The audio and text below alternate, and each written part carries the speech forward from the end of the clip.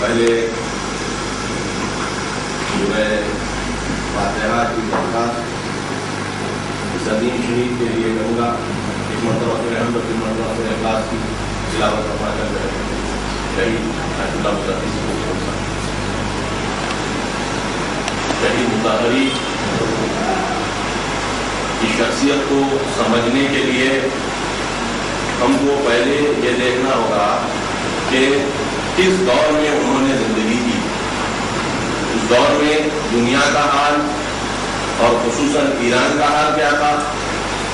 خود مذہبی حوضوں کی کیا کنڈیشن تھی, ان کے ہو یا نجف کے یا مشرق. اور اس کے بعد یہ دیکھنا ہوگا یونیورسٹیز کا کیا حال تھا دنیا میں اور خصوصاً اسلامی دنیا میں. اور پھر سیاسی کنڈیشنز کیا تھے جن میں شہید مطہری نے اپنی زندگی کی. اگر ہم غور کرتے ہیں تو دنیا میں کیفیت یہ تھی کہ دین کو ایک پرانے قصوں کا مجموعہ سمجھا جانے لگا تھا. کہ یہ سمجھا جا رہا تھا کہ دین کے پاس آج کچھ انسانوں کو یا ہیومن سویلائزیشن کو دینے کے لیے نہیں ہے. کسی کا دل اگر گھبراتا ہے اور اللہ یاد آ جاتا ہے تو اگر نماز پڑھ لیتا ہے تو برا کام نہیں کر رہا ہے. یہ کہ اس کی نماز اس کو یہ طاقت دے گی کہ اجتماع میں اصلاح کر سکے گا, نیکی کر سکے گا, اچھائی پھیلا سکے گا. اس قسم کا کوئی نمونے کا تصور نہیں تھا. تو دین مقدس چیزوں کا نام تھا, کام کی چیزوں کا نام نہیں تھا. جب یہ فکر آ جاتی ہے ایک سوسائٹی میں, اور یہ پوری دنیا میں فکر عام ہو چکی تھی اس حد تک کہ 1960s میں ارلی 60s میں یو ایس میں ریلیجیس فلاسفی کو یونیورسٹی سے ہٹا دیا گیا. جب دین کے پاس کچھ پیام دینے کے لائق رہ ہی نہیں گیا ہے کہ ان پر بجٹ رکھ کر پیسہ خرچ کر ان کو سمجھا جائے. تو ایک تعریف ہو گئی تھی عملی دنیا میں دین کا رول لگ بھگ سوسائٹی کے لیول پہ زیرو ہو چکا. جب دین سوسائٹی کو بنانے کے لیے آیا, سنوارنے کے لیے آیا, عدالت برپا کرنے کے لیے آیا, اور اس دین کو آپ بولیں کہ اس کام کے لیے ہے نہیں, تو وہ دین کا رہ کیا جاتا ہے. ایک چیز کے لیے بنائی گئی, اس کے بعد یہ کہا گیا کہ وہ چیز اس چیز کے لیے کارآمد نہیں ہے, تو وہ چیز کو کہاں پر ڈالا جاتا ہے. لوگوں کے ذہن میں دین کا مقام وہی تھا کہ جو استعمال شدہ چیزوں کا ہمارے گھر میں ہوتا ہے. لوگوں کے ذہن میں دین جس طریقے سے استعمال شدہ چیزوں کو ہم کچرے کے ڈبے میں ڈال دیتے ہیں جو کام کی اب نہیں ہوتی, دین کا بھی تقریباً تصور وہی ہو چکا. نتیجتاً اللہ کی اہمیت گھٹ چکی تھی مسلمانوں کے درمیان, شیعوں کے درمیان, کہ جن کے پاس ایک ایسا دین تھا کہ جو دوسروں کے پاس نہیں تھا. اگر ہندو دین کا ماننے والا, اگر کرسچن ریلیجن کا ماننے والا یہ سوچ کر کہ دین کے پاس کچھ نہیں ہے, دین کو اپنے ذہن کے ریسائیکل باکس میں ڈال دے یا ڈیلیٹ کر دے, تو کوئی غم کی بات نہیں ہوگی. کیونکہ ان کے پاس وہ نیکی کا سرمایہ اگر ہے تو بہت محدود, اور اس کے عملی نمونے بہت زیادہ تاریخ سے دور نظر آتے ہیں. مگر ہمارا دین ایسا نہیں تھا. ہمارا دین آیا, آنے کے کچھ ہی مدت میں ایک ایسا سسٹم عطا کیا کہ جو اس دور میں اس سے پہلے کبھی کسی نے اسٹیبلش نہیں کیا, اور 1000 سال تک دنیا کو ترقی کے راستے پر لیڈ کرتا. تو اس دین کے ماننے والے اگر 400 سال کی دینی فرسودگی یا کمزوری کے نتیجے میں اس 1000 سال کی کارکردگی کو بھلا دے سکتے ہیں, تو آپ اندازہ لگا سکتے ہیں کہ دوسروں کا حال کیا ہوا ہو. تو اس اندھیرے والے ماحول میں اللہ کا نام لے کر اٹھنا اور ان افکار کے مقابلے میں مبارزہ کرنا, جہاد کرنا, میٹیریلزم کے مقابلے میں, کمیونزم کے مقابلے میں یہ کام کوئی آسان کام نہیں تھا. دو بڑے علماء نے یہ کام عملی دنیا میں جو کیا ہے وہ ایک آغا شہید باقر صدر اور دوسرے آغا شہید مطہری. آغا کو شہید کیا گیا 1979 مئی 2 اور آغا باقر صدر کو 1980 اپریل 8 جہاں تک مجھے یاد آ رہا ہے ان کو شہید کیا گیا. ایک سال سے کم فاصلے میں وہ ایران میں منافقین نے آپ کو شوٹ کیا اور آپ کو صدر کو صدام نے ٹارچر کے بعد. تو اب ہم کو یہ دیکھنا پڑتا ہے کہ ان دونوں نے کمیونزم پہ کام کیا. آپ آگے شہید صدر کی اقتصادانہ سے فلسفتوں میں دیکھ لیں. دونوں کتابیں مارکسسٹ یعنی کمیونزم کو پہلے بیان کرتی ہیں, اس کے بعد اس کو رد کرتی ہیں. آیت اللہ مطہری نے بھی ایک مفصل کتاب مارکسزم کے نام پر لکھی, تفصیلی طور پر وہ سورسز جو ایران میں کمیونزم کو پیش کرنے کے لیے استعمال کیے تھے وہ پوروں کا مطالعہ کیا ایک مرتبہ نہیں 3 مرتبہ ایک کتاب. ان کا کہنا رہتا ہے کہ کتاب کو پہلی مرتبہ جب پڑھتا ہے آدمی تو سرسری چیزیں سمجھ میں آتی ہیں, دوسری وقت پڑھتا ہے تو کتاب سمجھ میں آتی ہے, تیسری وقت جب پڑھتا ہے تو کتاب کے بارے میں کچھ کہہ سکتا ہے.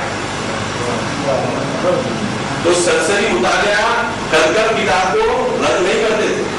مطالعہ پہلے مرتبہ دوبارہ پھر تیسری مرتبہ مطالعہ کرنا اس ذہن کے ساتھ جو مطہری کا ذہن تھا. اتنی محنت کر کر کمیونزم کے خلاف انہوں نے کتاب لکھی. اس کے علاوہ آپ نے میٹیریلزم کے خلاف, مادہ پرستی کے خلاف, جب اللہ کو انسان چھوڑتا تو 2 راستے اس کے لیے سامنے آتے ہیں. یہ کہ انسان جب اللہ نہیں فراہم کرتا تو ہم ہی کیوں نہیں کمیونزم کے سہارے جا کر فراہم کر لیں. یعنی انسان کا کام ہے کہ انسان عدالت برپا کرے, مگر اللہ کہتا ہے انسان کا تو کام ہے لیکن ہدایت میری طرف سے آئے گی, سسٹم میں چنوں گا, راستہ میں دکھاؤں گا, میری عبادت کرنے والا عدالت کی طرف جائے. کمیونزم کا تصور یہ عدالت تو ہونی ہے کہ اللہ کو نہیں کیا, اللہ ہے نہیں, یہ ہم سمجھ نہیں سکتے اللہ ہے یا نہیں ہے, نتیجہ ہم ہی کو کرنا ہے. تو بلا کر اللہ بلایا گیا یا مسجد ڈال دیا گیا. اور دوسرے میٹیریلزم, جب انسان کو انصاف کرنا ہی نہیں ہے تو انسان اپنی زندگی جتنا زیادہ مادے سے خود پرسنل فائدہ اٹھا سکتا ہے اٹھا لے. تو یہ دونوں فکریں اللہ کے وجود کے تصور کے کمزور پڑ جانے کے نتیجے میں وجود میں ہے. تو گاڑی گاڑی کر دے رہا ہوں تھوڑا سا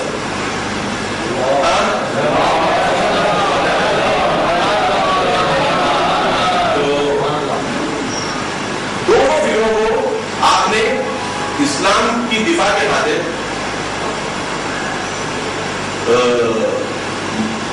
کوشش کی کہ ان کو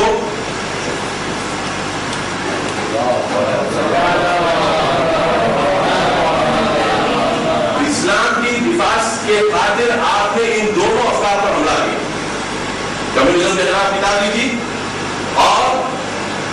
اور ایک کتاب آپ نے میٹیریلزم کے خلاف علم میں گرائے میں ماتی کری, causes of inclination towards materialism.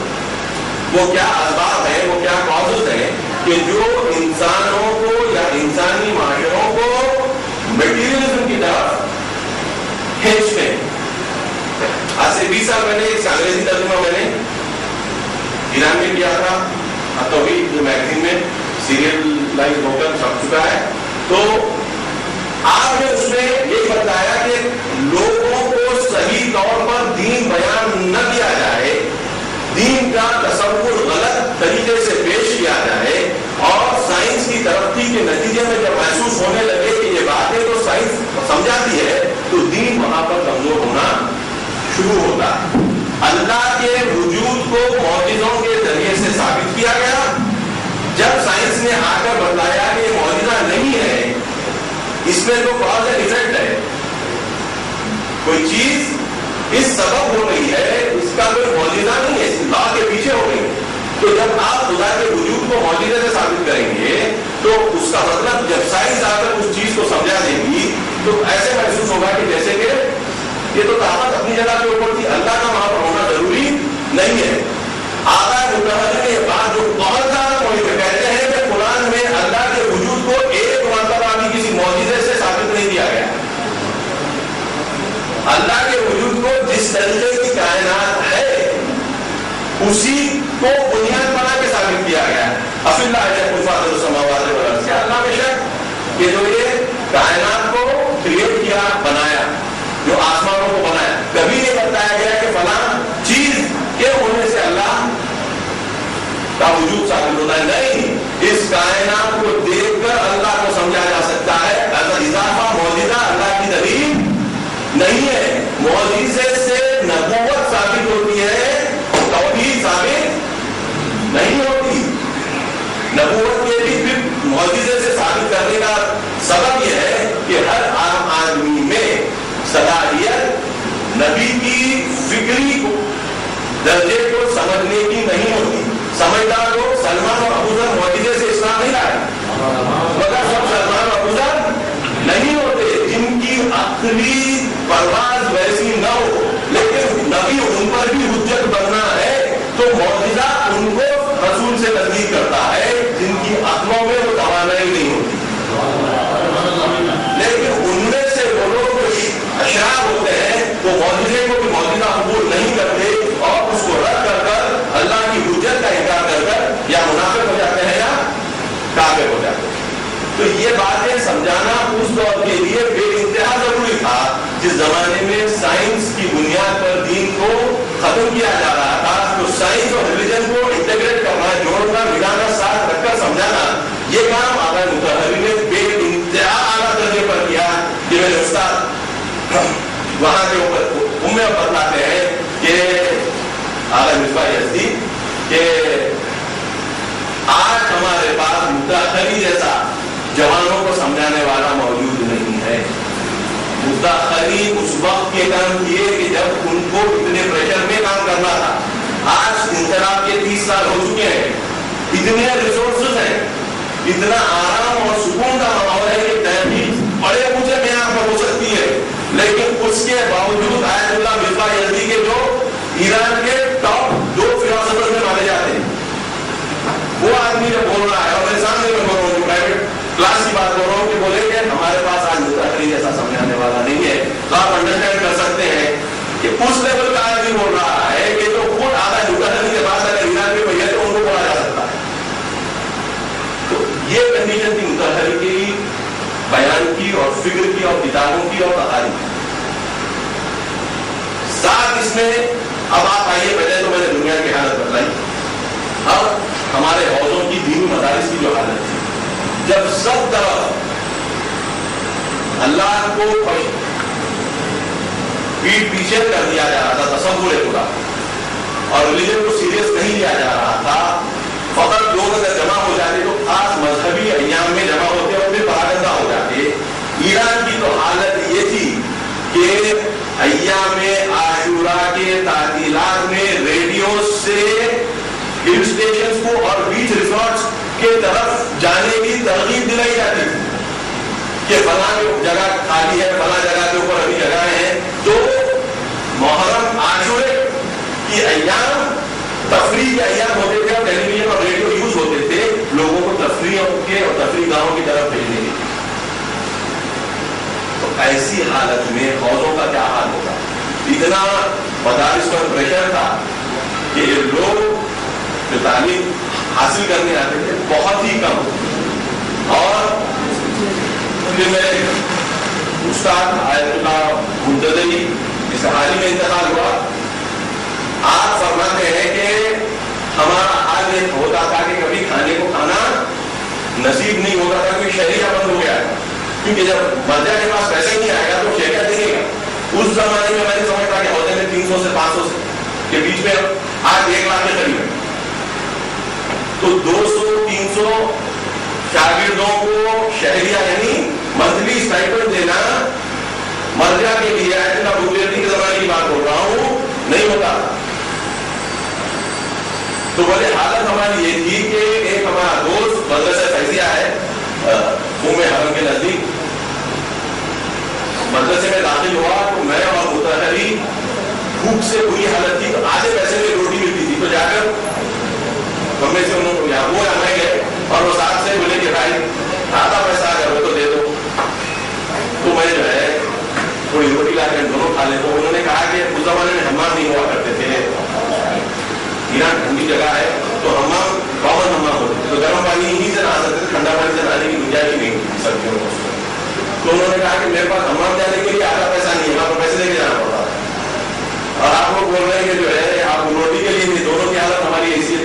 آدمی جو معمولی ترین چیز ہے نہانا اور روٹی کھانا، جس کے بارے میں آج ہم سوچتے نہیں ہیں، ان حالات میں انہوں نے تعلیم حاصل کی.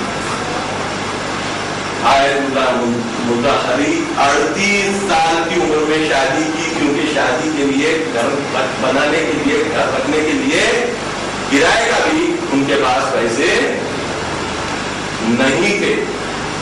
تو آپ اندازہ لگا سکتے ہیں کہ جو ہے کس قسم کی مشقت اور محنت، اور سوائے اللہ کے کوئی اور سے توقع نہیں. یہ وہ منتظری ہے کہ اور مطالعہ ہے کہ جس کے کمرے میں آیت اللہ بزرگ آ کے بیٹھتے تھے درس خارج دینے کے بعد، سب سے اونچا درس، وہ آ کے ان کے کمرے میں بیٹھتے تھے. ان لیول کے لوگوں کے پاس جیب میں پیسہ نہیں ہونے کا مطلب آپ سوچیے آپ کیا. ان حالات میں فوجوں کی کنڈیشن، مدارس کی کنڈیشن ایسی رہنے کے باوجود آپ کا اس طریقے سے مضبوطی سے ٹکا رہنا ہے. تیسری جو میں کنڈیشن بیان کروں گا، یونیورسٹیز. جب ماڈرن کلچر آتا ہے تو جوانوں میں سب سے پہلے وہ اثر انداز ہوتا ہے. اپنے بھی آپ اطراف دیکھ سکتے ہیں کہ کوئی ماڈرن آئیڈیا آتا ہے تو سب سے پہلے اس کے خریدار جوان ہوا کرتے ہیں. تو سب سے پہلے امپیکٹ چاہے کسی چیز کا ہو، ٹیلی ویژن کا ہو، انٹرنیٹ کا ہو، ہر نئی ٹیکنالوجی پہلے جوان استعمال کرتے ہیں. تو اس زمانے میں بھی جب تبدیلی آ رہی تھی اور دین پیچھے جا رہا تو سب سے زیادہ دین کی سے دوری یونیورسٹی کے اسٹوڈنٹس میں نظر آتی. ماڈرن فیشن پوری چیزیں آپ کو یونیورسٹیز میں ملتی تھی، اور خصوصاً ایران کیونکہ پیٹرول بھی تھا وہاں پر، اور ویسٹ سے بہت زیادہ قریب، اور امریکہ کے 40,000 ایڈوائزرز کام کر رہے تھے ایران میں. تو وہاں کے اوپر ہم دیکھتے ہیں کہ اور شراب عام تھی. سب سے دنیا میں بتاتے ہیں کہ سستی شراب ایران میں ملتی، سبسڈائز شراب جس کو بولتے ہیں. تو ویسی حالت میں یونیورسٹی میں مطہری نے جاب لیا فلسفے کے پروفیسر کی حیثیت سے، اور شاید ان کو قبول بھی نہ کیا جاتا کیونکہ کئی اور کینڈیڈیٹ تھے. اور جب آتا ہے مطہری کا انٹرویو لیا گیا کسی فلسفی موضوع کے اوپر، تو آپ نے جو سوال بورڈ نے سوال کیا تو آپ نے کہا کہ یہ سوال کی بہتر طریقے سے اگر آپ چاہیں کہ پیش کریں تو یوں کرنا چاہیے سوال، اس کی یہ شکلیں بنتی ہیں، اس کے یہ جوابات ہیں. تو تقریباً پورے انٹرویو کے بورڈ کو 20-30 سال سے پڑھا رہے تھے، ان کو انٹرویو کو جو ہے کلاس بنا کے پیش کیا.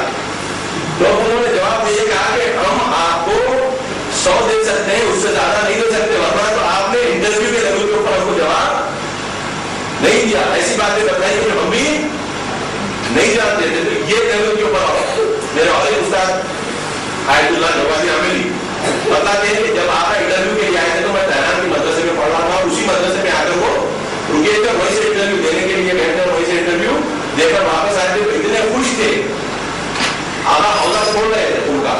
تہران کی یونیورسٹی میں آ رہے تھے جہاں کے اوپر بہت زیادہ ماحول خراب تھا، لیکن ایک اپنا ذمہ داری اور وظیفہ سمجھ کر انہوں نے راستہ اختیار کیا، اور یونیورسٹی میں جا کر جو انہوں نے خدمات انجام دی اور جو فکر پیش کی وہ اتنی زیادہ مبذول تھی کہ دوسرے لوگ ڈپارٹمنٹ کے تھے جو عام طور پہ خدا کے نہیں ہونے کے بارے میں گفتگو کرتے تھے، بے بس ہو کے ایک مرتبہ آغاز کو جو ہے چاقو سے مارنے کے لیے آیا، کیونکہ دلیل سے نہیں توڑ سکتے تھے تو بولے کہ حملہ کر کے ختم کریں. آپ اندازہ لگا سکتے ہیں کہ ایک پروفیسر دوسرے پروفیسر کو اگر چاقو لے کے آ رہا ہے تو کس لیول کے اوپر آگاہ کی فکر کی ہوگی کہ وہ لوگ بے بس ہو کر اس قسم کا کام انجام دینے پر مجبور ہو رہے. آپ ایک عجیب قسم کی فکر آپ کی رہی، اور اس کی بنیاد اگر آپ جا کر دیکھیں آیت اللہ उसूल फलसफे पर अभी शरीयत, the principles of philosophy and the method of realism. Realism से बड़ा ये होता है कि इंसान को इल्म हासिल होता है।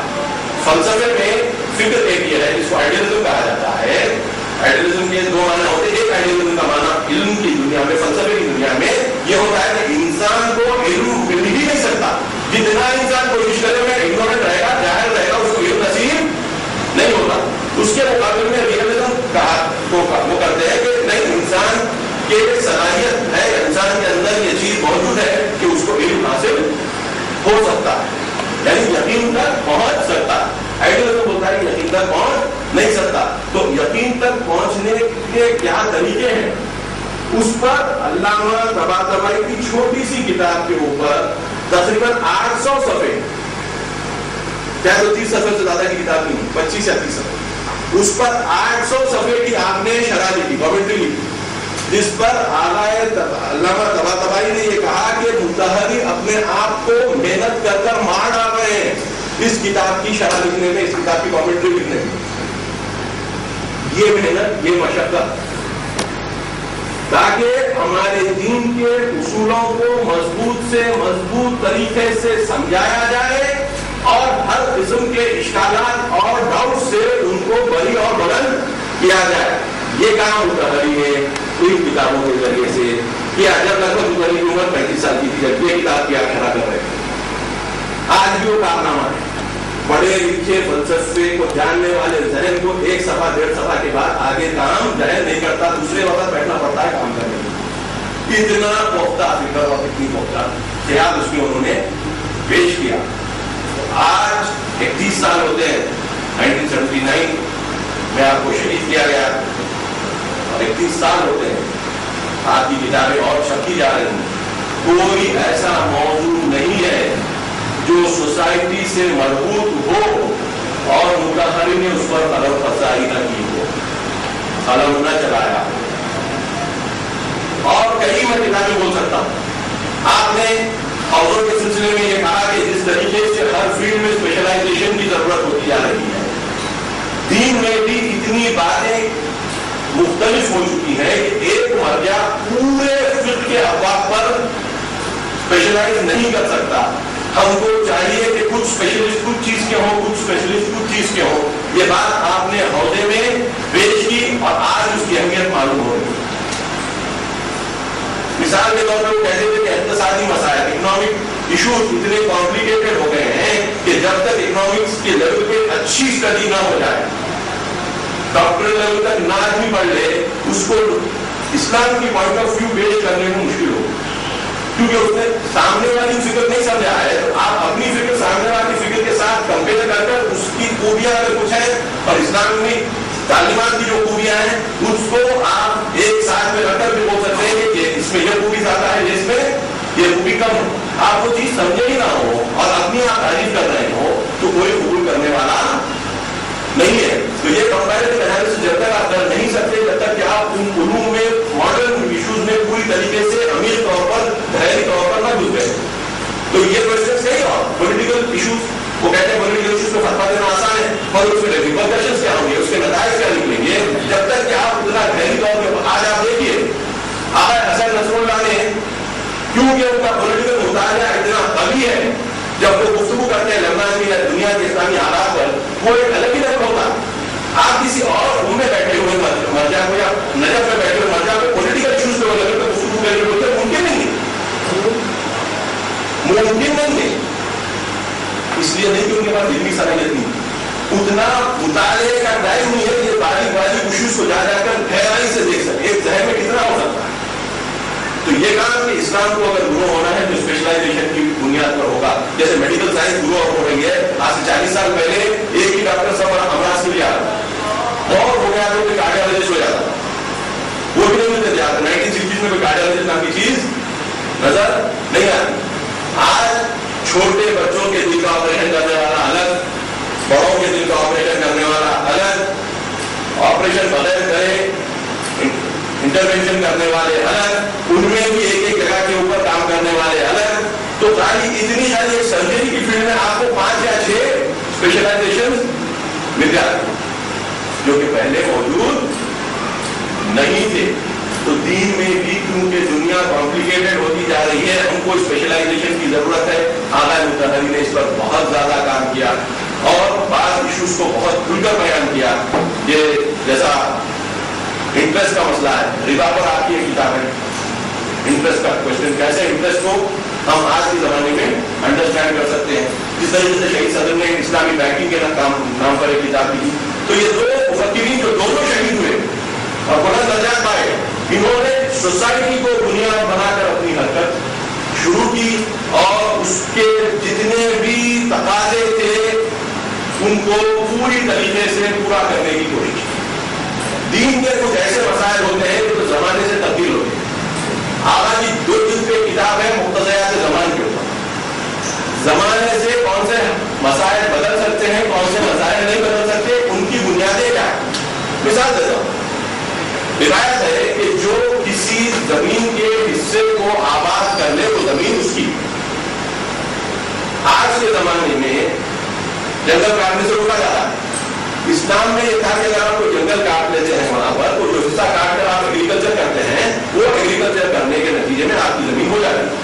आज अगर लोगों को ये बोला जाए कि आपको जितना जंगल का हिस्सा काट लीजिए वो आपका, तो बड़े बड़े मशीनें ले जाकर एक बड़ा करोड़पति अरब आदमी 1 महीने में 100 किलोमीटर जमीन की जगह काट देगा, उसकी लकड़ी भेज देगा और उस पर एग्रीकल्चर करना शुरू कर देगा। नतीजे में जो जंगल काम करते हैं क्लाउड्स को अट्रैक्ट करने में, वो पूरा खत्म हो जाएगा और बरसात जितनी हो रही है वो भी नहीं होगी। तो हर चीज अपने जमाने के साथ, उस जमाने में अगर कोई मेहनत और मशक्कत करके जंगल का कोई हिस्सा अनाज उगाने के लिए काम में लाता तो लोगों को अनाज का मसला, अब अनाज उतनी तादाद में नहीं था, तो अगर जंगल के तरफ कट भी जाए तो काट उठा सकता था, उतना ही काम करता था कि जितना वो काम कर सकता है। तो बड़ी महदूद जगह का जो है जंगल का नुकसान होता। उस जमाने में जंगल बहुत ज्यादा थे तो आज के मुकाबले। तो आप कई इस किस्म के मसाइल आपने पेश किए, ये जगह के ऊपर आपने ये बताया कि देखो जमाने के बदलने से हुक्म बदल जाता है। इस्लाम नहीं बदलता, लेकिन क्योंकि हुक्म की बुनियाद इंसान का फायदा था, सोसाइटी का फायदा था, उस जमाने में रिवायत ये माना रखती है। आज क्योंकि वो फायदा नहीं है तो आज इस रिवायत को ये माना में नहीं हम इंटरप्रेट कर सकते, नहीं समझ सकते। ऐसी कई बातें जो है हम आप देखते हैं कि मुतहरी ने उन पर काम किया। आज ये चीजें कई लोगों के लिए रहनुमा बनी। आज औजार में जो काम हो रहे हैं और और नजफ में, वो इन बुनियादों पे हो रहे हैं कि जो बुनियादें आए मुतहरी ने डाली। तो ये अजीम कारनामे अंजाम देने के नतीजे में आपने और एक कारनामा जो अंजाम दिया वो पॉलिटिकल स्ट्रगल, शाह की हुकूमत के खिलाफ हरकत करना, इमाम खुमैनी के शागिर्द होने के नाते ईरान में आपका ही काम था।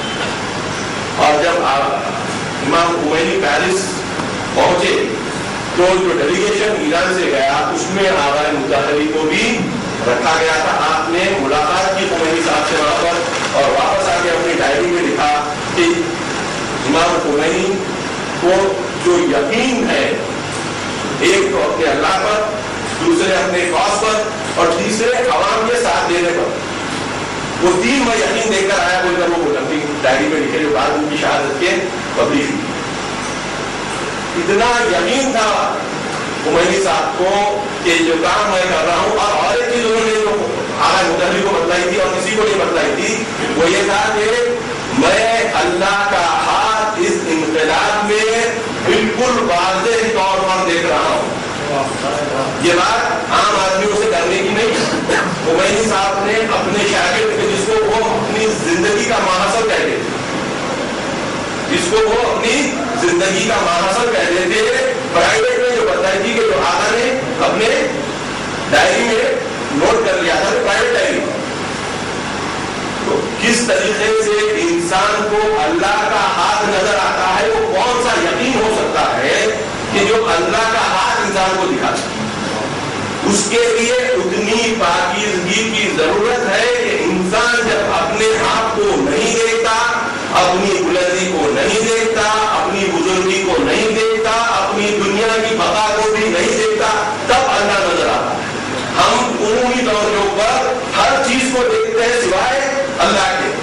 اپنی بقا، اپنی عزت، اپنی شہرت، اپنی بلندی، ہر چیز دیکھ لیتے ہیں. جب ہم یہ سب دیکھ لیتے ہیں، یہ دیکھنے کی چیزیں وہ سطح پہ ہے جہاں پر اللہ وجود ہی نہیں رکھتا، صرف نفس وجود رکھتی ہے. اور جب نفس وجود رکھتی ہے تو نفس کا ایک احاطہ ہوتا ہے.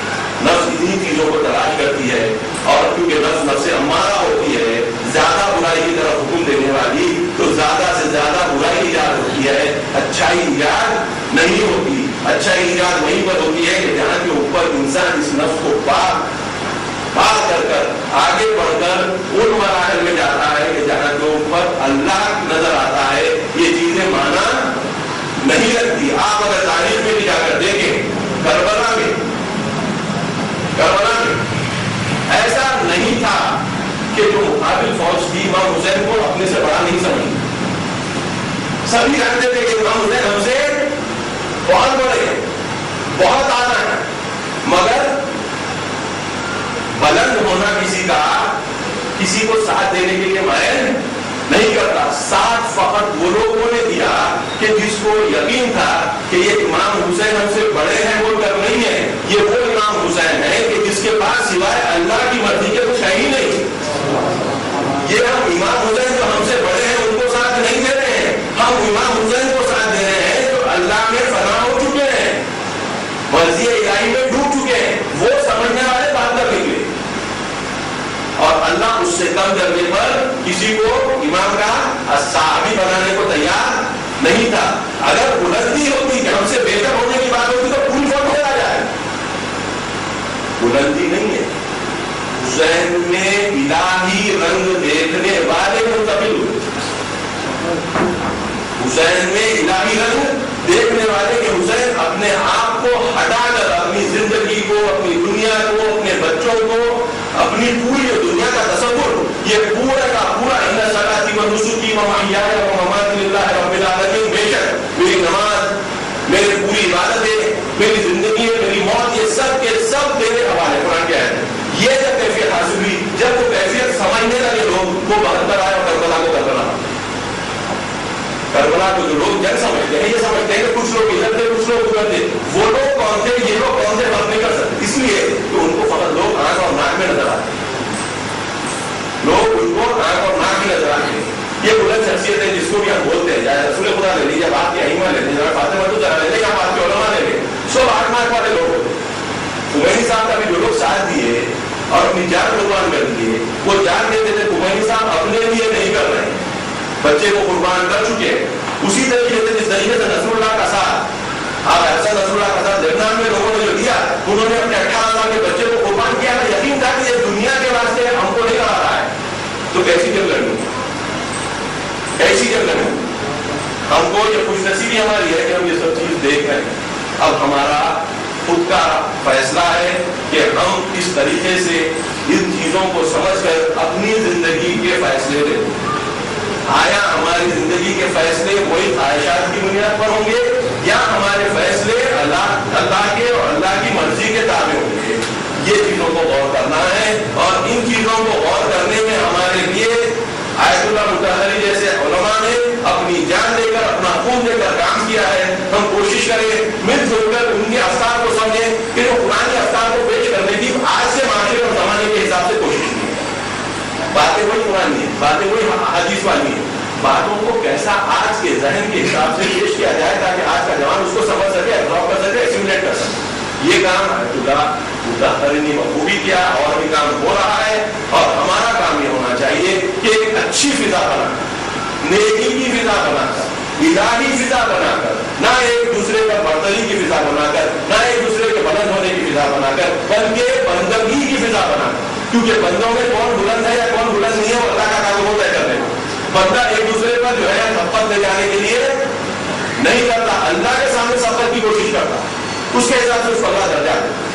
تو ہم یہ ماحول بنا کر یہ افکار کو اگر ہم ایسیمیلیٹ کریں، حاصل کریں، تب نتیجہ یہ نکلے گا کہ ہم دنیا میں ایک اچھا نام اپنے دین کا بنا کر پیش کر سکیں گے، لوگوں کو متاثر کر سکیں گے، اور دین کی حرکت اور تیز ہوگی، اور وہ حرکت جا کے ظہور امام سے ملے گی. اور جب انشاءاللہ وہ کامیابی جس کے ہم سب منتظر ہیں، وہ کامیابی وجود میں آئے گی. اس سے کم پر یہ کام ہونے والا نہیں ہے.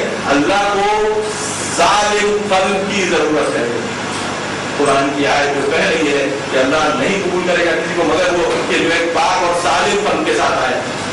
وہ قلب کا سالم کرنا قیامت کے دن نہیں ہوگا, دنیا میں کرنا ہوگا, قیامت میں ضرور ہوگا. ہم پورے مل کر کوشش کریں ان پاک احوال کے واسطے سے کہ جنہوں نے ائمہ کی فکر کو, قرآن کی تعلیمات کو اپنے خون سے سینچا ہے, کہ ہم انہی کے راستے پر چلیں اور نیکی اور محبت کا ایسا ماحول بنائیں کہ ہماری تعداد تیزی سے بڑھے. اور اگر ہم محبت اور الفت کا ماحول نہیں بنائیں گے ہماری تعداد نہیں بڑھے گی, اور ایک ایک فرد کا اضافہ ہونا ہماری جنت کا سبب بن سکتا ہے. رسول صلی اللہ علیہ وسلم سے روایت ہے, یا علی, اے علی, اگر لوگ جان لیں کہ ایک آدمی کو صحیح راستہ بتانے کا ثواب کیا ہوتا ہے تو سوائے اس کے کوئی اور کام نہ کرتے, سوائے اس کے کوئی اور کام نہ کرتے. اور بولے کہ اس کو راضی کون ہے؟ مولا راضی.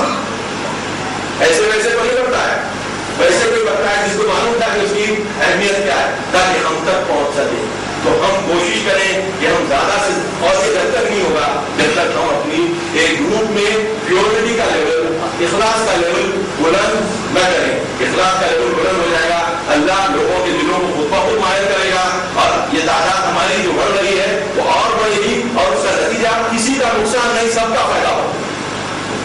دوست کا بھی فائدہ ہوگا, جو دوست نہیں ہے, دشمن تو الحمدللہ کوئی نہیں ہے, جو دوست نہیں ہے اس کا بھی فائدہ ہوگا. امید کرتے ہوئے کہ آئندہ سال یہ تقریب اور زیادہ شکوہ کے ساتھ منائی جائے, اور زیادہ تعداد میں منائی جائے, اور ہم میں آپس میں اللہ جو ہے الفت ایجاد کرے, بہتر کرے,